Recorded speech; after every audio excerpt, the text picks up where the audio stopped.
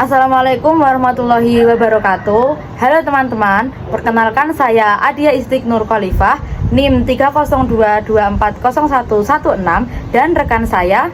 Halo, perkenalkan nama saya Muhammad Nabil Zahron, NIM saya 302240104.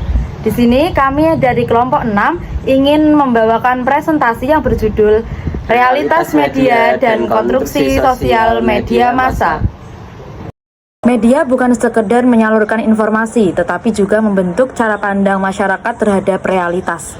Apa yang ditayangkan di media sering dianggap kenyataan, padahal sudah melewati proses seleksi dan framing. Konsep realitas media muncul karena masyarakat cenderung mempercayai media dibanding pengalaman langsung. Jadi, di sini media punya kekuatan besar, bukan hanya sebagai penyimpan berita, tapi juga sebagai pembentuk cara pandang, pembentuk perspektif kita. Apa yang kita lihat di media seringkali bukan realitas sebenarnya, melainkan realitas yang sudah dipilih, diolah, dan dikemas. Jadi penting sekali bagi kita untuk memahami proses tersebut. Realitas media adalah representasi dari kenyataan yang sudah dipilih, disusun, dan dikemas oleh media. Tidak semua fakta disajikan, hanya bagian tertentu sesuai kepentingan saja.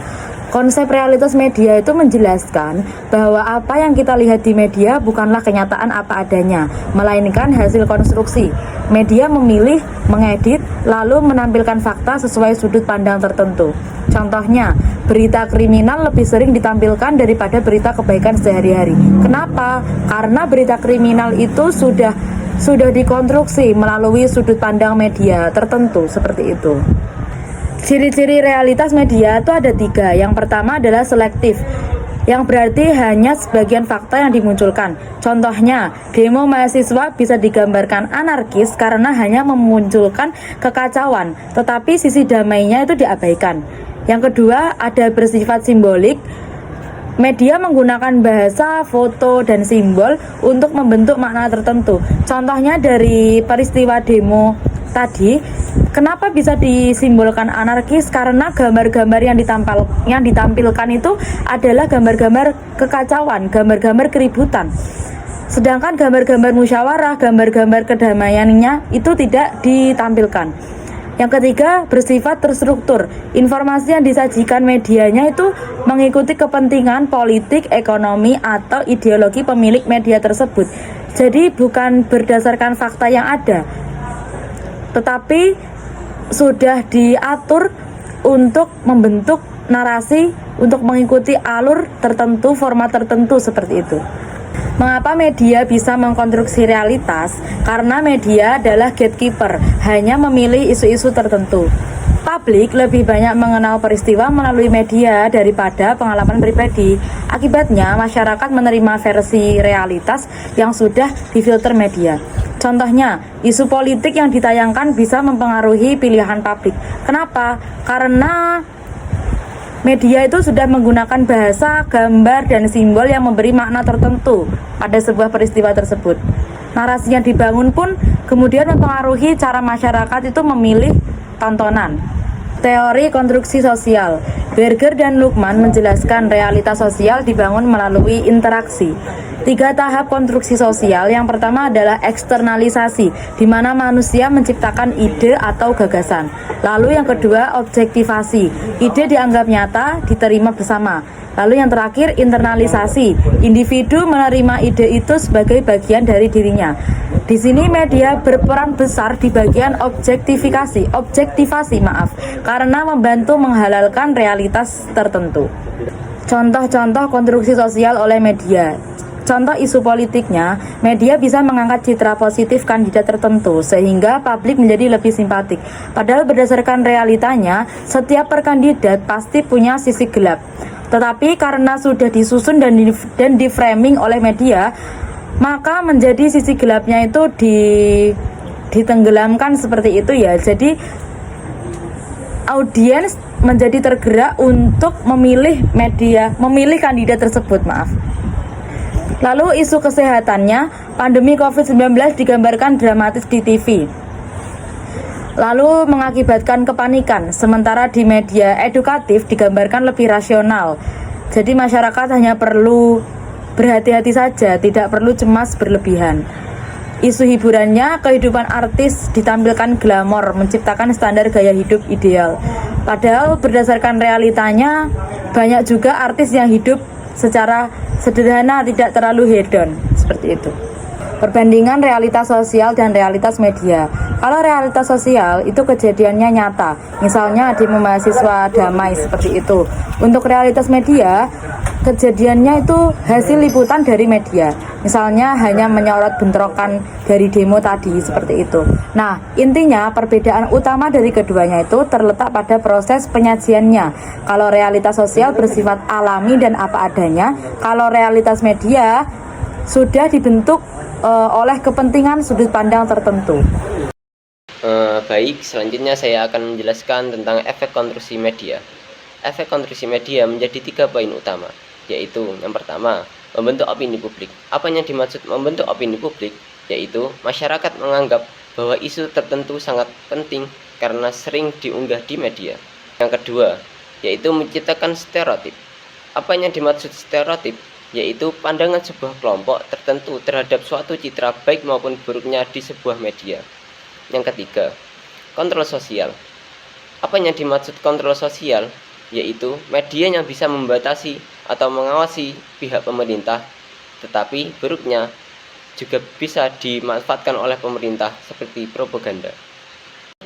Baik, selanjutnya adapun dampak positif dari konstruksi media.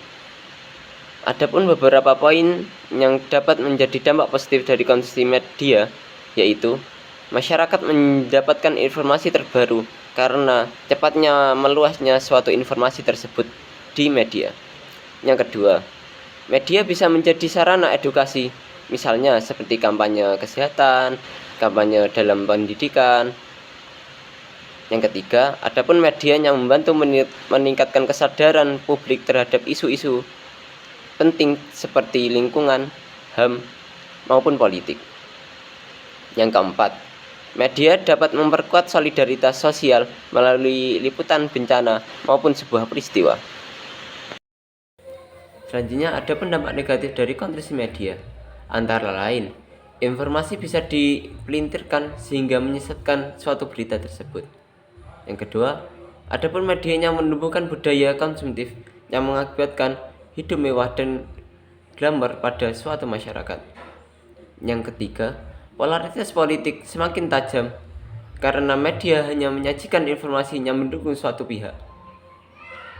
Yang keempat, hoax dan disinformasi mudah menyebar terutama di media sosial dan media-media yang ada.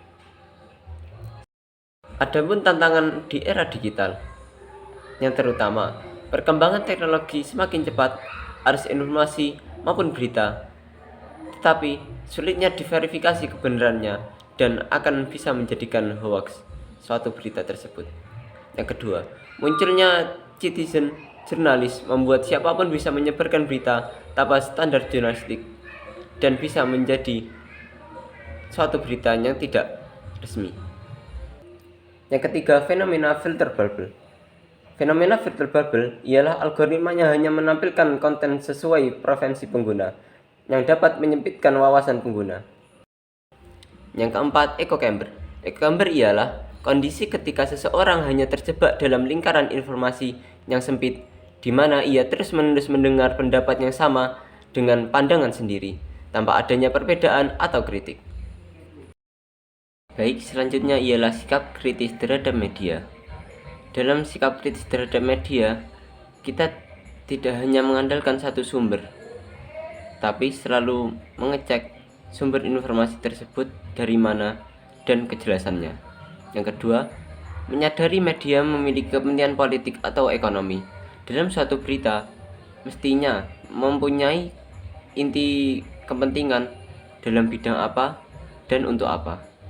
Yang ketiga, mengembangkan literasi media agar mampu memilah mana informasi yang valid dan mana yang bias. Yang keempat, menjadi audien aktif yang tidak mudah percaya, melainkan menganalisis konten dengan kritis. Selanjutnya ialah peran media dalam pembentukan realitas politik. Teori agenda setting menjelaskan bahwa media tidak memberitahu kita apa yang harus kita pikirkan, tapi apa yang harus kita pikirkan tentang informasi tersebut. Dengan seringnya suatu isu diberitakan, masyarakat akan menganggap itu penting. Contoh, isu korupsi, harga kebutuhan pokok, atau konflik politik seperti Indonesia saat ini bisa jadi topik utama publik karena media menyoroti terus-menerus. Hal ini menunjukkan betapa besar peran media dalam membentuk persepsi politik masyarakat. Selanjutnya ialah media dan perubahan sosial. Media sering digunakan sebagai agen perubahan, terutama dalam kampanye sosial. Contoh, kampanye anti rokok, keadaan lingkungan, ataupun pendidikan tentang kesehatan mental. Namun, perubahan sosial yang ditimbulkan media tidak selalu netral. Bisa saja diarahkan sesuai kepentingan pihak tertentu. Karena itu, peran media dalam perubahan sosial perlu terus dikritik.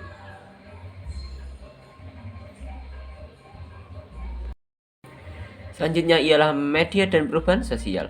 Media sering digunakan sebagai agen perubahan, terutama dalam kampanye sosial. Contoh, kampanye anti rokok, keadaan lingkungan, ataupun pendidikan saat ini, ataupun tentang kesehatan mental.